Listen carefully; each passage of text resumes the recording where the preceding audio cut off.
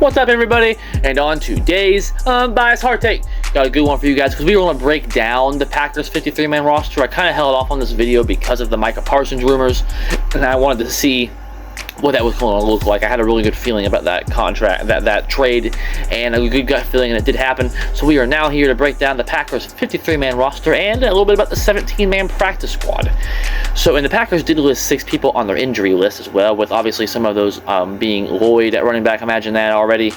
Another injury for him, looking like he could possibly be a bust, honestly, and his future in Green Bay could very, very well up for grabs, in my opinion, and we'll get to that in a minute.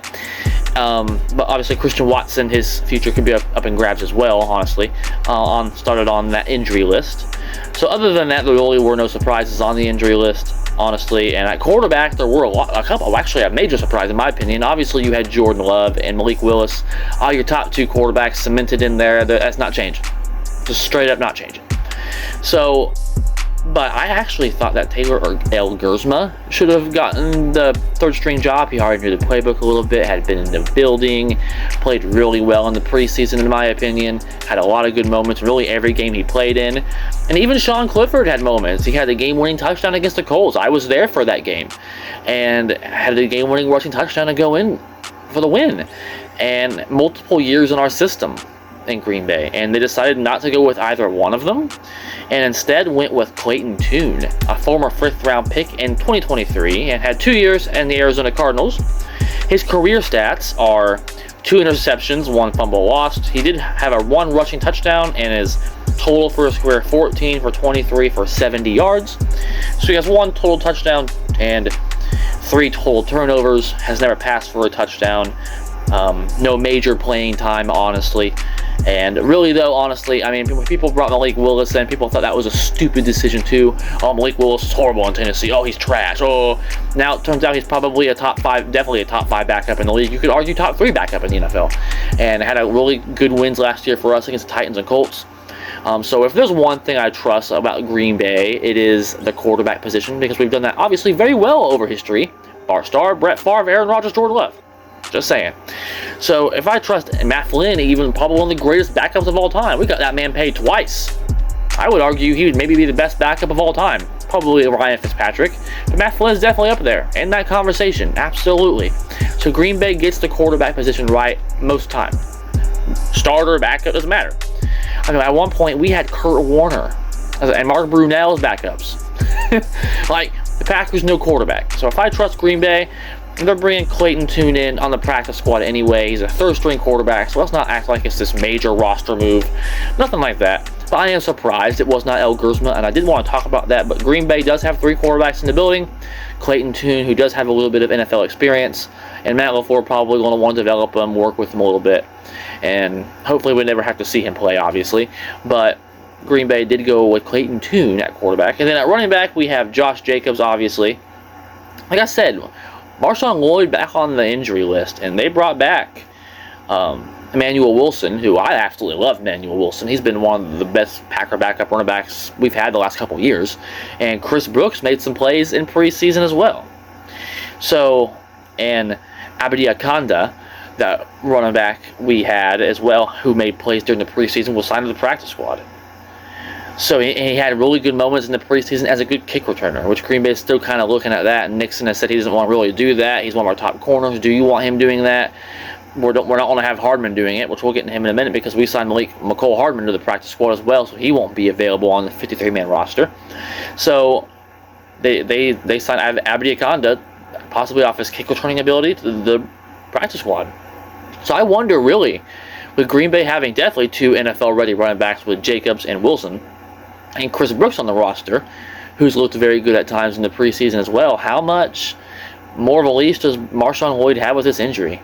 He missed all of last season with an injury, and it's not off to a good start this year, looking for the same thing as last year. So, just maybe the Packers whiffed on that one. The best ability is availability, that's all I'm saying. But then looking at wide receiver, not really a lot of surprises there. Obviously, Jaden Reed, you have Matthew Golden, who will wear number 0 now. Mad for those Packer fans maybe who bought his 22 jersey. But he'll wear number 0 now for Golden. Dontavian Wicks. Malik Heath did make the roster. So that is to be noted. But obviously, no Romeo Doubs, no surprises in the Packers receiver room. McCole Hardman did end up making the team on the practice squad.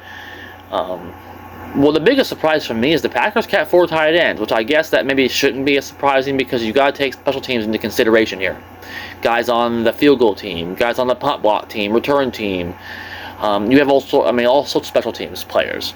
So, obviously your main tight ends are Tucker Kraft, Luke Musgrave, and Sims. But keeping Fitzpatrick was kind of interesting in my opinion. I think that's more of a special teams thing. So we'll keep monitor on that as the season goes on. Does he keep hold of his roster spot? How much playing time does he get? What's his playing time look like at tight end? Are the Packers going to make multiple tight end sets? Is it all going to be special teams? So we'll see what that looks like, especially for the last 2 tight ends with Sims and Fitzpatrick on the roster. But interesting to see 4 tight ends on the roster when I think maybe one of those should have went to maybe corner to Micah Robinson, which we'll get to that in a minute. But offensive linemen, obviously Rasheed Walker, Aaron Banks, Elton Jenkins at center, Ryan, Tom, George Morgan, Anthony Belton, Kennard, and Jennings all made the roster. So the Packers look to have a very good and deep offensive line room, which is obviously good when you have a very expensive quarterback, over $50 million a year for Jordan Love. So you got to protect them. Packers do offensive line very well. A top 10 offensive line typically in the league, and I look for that the same this year. Very strong point on our team. But getting into the defensive line, obviously trading away my Kenny Clark, Pro Bowler, All-Pro, was a Pro Bowler last season for the Packers. So there's no Kenny Clark in the defensive tackle room. We had to give him away to Dallas in order to get Micah Parsons. It's a good trade, obviously. But what's that mean for our defensive tackle room?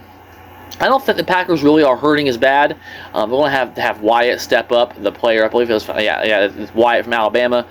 Georgia is going to have to step up majorly this season as that number 1 guy. And from Bowling Green, you have Carl Brooks, who I'm a big fan of. Carl Brooks is an absolutely outstanding football player, and I think he'll be able to step up in the defensive line room as well. And you still have Lucas Van Ness, the first-round pick from a few years ago. You're hopefully looking for a step forward for him because he's looking to be unproductive at this point and kind of on the radar also, honestly. So looking at Lucas Van Ness there, and Ngabari, I always struggle saying his name, who had moments last year as well. So the Packers' defensive line room maybe isn't as weak as people think it is, but definitely took a hit losing Kenny Clark. But I think that the Packers' defensive tackle room will be just fine. Obviously, with Wyatt and Van Ness, I think they're going to be just fine. So then moving on to the Packers linebacker room, and this is actually a stronger point of this defense in my opinion. Quay Walker, who always gets 100+ sacks, 100+ tackles. He's a tackling machine. Edgerrin Cooper, the rookie from last year, who made multiple great plays. You got Isaiah McDuffie and Neiman all made the roster. McDuffie made plays as well last year, and Neiman's probably more of a special teams player you're looking for on that roster as well. So really 3 good linebackers for the Packers in the middle. Because then when you go to the outside linebackers, it's even scarier. Because you now have Rashawn Gary beside Micah Parsons, Batman and Robin. Rashawn Gary is a good pass rusher himself. Never had 10+ sacks, but his pressure percentage is always high up there in the analytics room.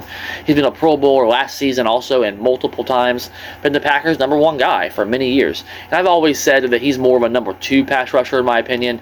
He's not up to that level of Micah Parsons, TJ Watt, Myles Garrett, those type of Max Crosby, that type of player, but he is a good Robin to Batman, and that's exactly what he is now, because people aren't going to have to focus on Rashawn Gary, who made the NFL top 100 list, may I add you also. The Packers may well have the best 1-2 punch on pass rusher in the NFL. That's all I'm saying. Quarterbacks better be worried, and especially when you have Xavier McKinney lurking back there in the safety room with Evan Williams and Javon Bullard. Boy, that Packers defense looks scary, baby. Last time Packers had some pass rush and quarterback play like this, Super Bowl. I talked about that in that short I did yesterday. Go back there if you want more of that. But this Packers linebacker core, pass rushing, could be the best in the NFL. Packers need a pass rush, and we got it.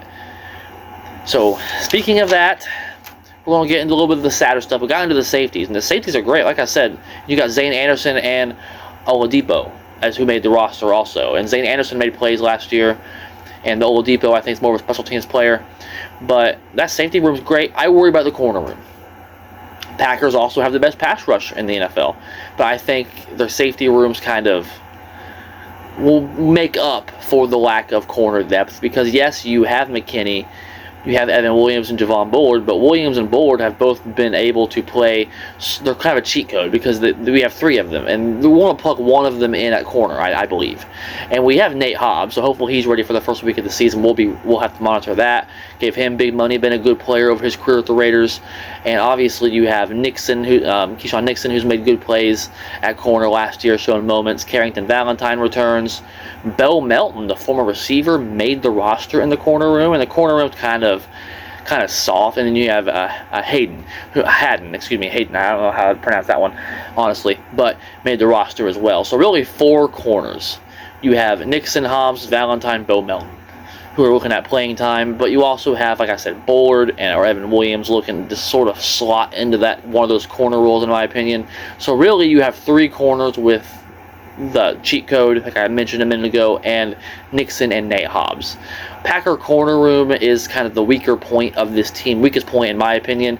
They should have kept Micah Robinson on this roster. He had a good preseason 7th round pick. You want to keep your draft picks on your roster, and you do. But they did keep him around. He's on the team. He's on the practice squad, so he could be elevated at any point. He's still in that corner room, still on the team. So he's still on that depth chart. We got to remember that. And I think at some point he could very well be called up. But the Packer corner room sort of is the weaker part of that team, because even special teams is looking good now. I mean, McManus is back, secured that kicker room, looked really good in training camp, really good last season, really good in the preseason this year. Dan Whelan's been a very above average punter for us. And, I mean, Orzek has been a long snapper for a few years now. So there's chemistry there, consistency in the special teams room. And Mark McNamee, who was actually on the practice squad. The Packers have 17 practice squad players right now, and you can only have 16, but you can earn that 17th. For those that seen that Sports Fact the other day, you can earn a 17th by the international program, and the Packers have actually done that a few times recently, because now Mark McNamee developed on the practice squad. He was signed. He did miss a couple kicks in the Colts game. I worry about that, but he actually came. I did a little bit of research on him. He was drafted in the CFL by the BC Lions, was released, but was a goalkeeper for soccer for soccer, which is football, and I call it soccer. It's called soccer, but anyway, we don't have time for that. It's soccer. This is real football. Just saying, soccer players don't get tackled and hit by another grown man. Soccer's an elite sport. Not saying it's not, but football is on a different level. It's called soccer. Put American football where it belongs. Top tier GOAT. But anyways, Mark McNamee was a soccer player for the in Ireland in the Gaelic football. I hope I pronounced that right. I probably did not, but he was a goalkeeper. So he's a soccer player transforming into a football kicker. You see that quite often, a lot of times, obviously. So he'll develop on the practice squad. We'll see what he does. Hale did not make it, the kicker, obviously, from a couple years ago, who did the same thing. Developmental program did not work out with him. So the Packers do keep 2 kickers, McNamee, so he can be called up if, God forbid, something happens to McManus. So that is just an interesting little fact there. The Packers did keep 17 practice squad because of this international kicker here. And actually, he is the second Ireland kicker to be on the roster. Dan Whelan, who is also part of the international program in the past, made the Packers roster, played in the semi-pros in the USFL. I don't think it was the UFL. I don't think it did United did, but either way, in that league, had success and ended up making the Packers roster, and has been a very good punter for us. So we'll have to continue to monitor what Mr. McNamee does on that international practice squad spot. But the Packers roster truly is ready for a Super Bowl now. It's ready to win now. It's deep. It's loaded at every position. Even corner has talent. Nate Hobbs, Nixon, Valentine. You're going to slot either Evan Williams or Bullard in there. Xavier McKinney in the backfield.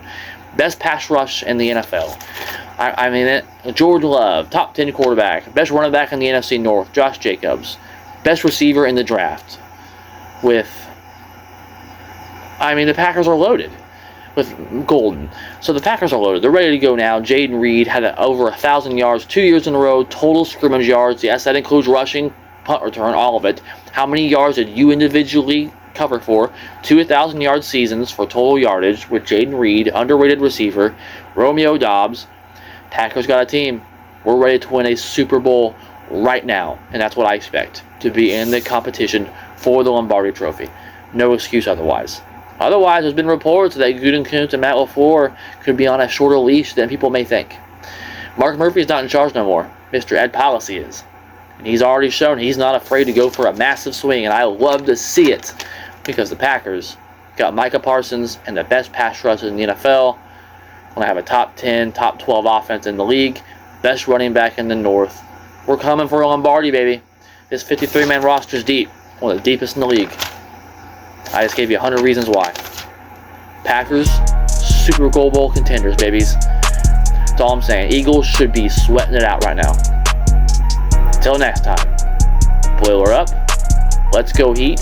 And go, Pat, go, baby. Let's revenge last year and get that Lombardi.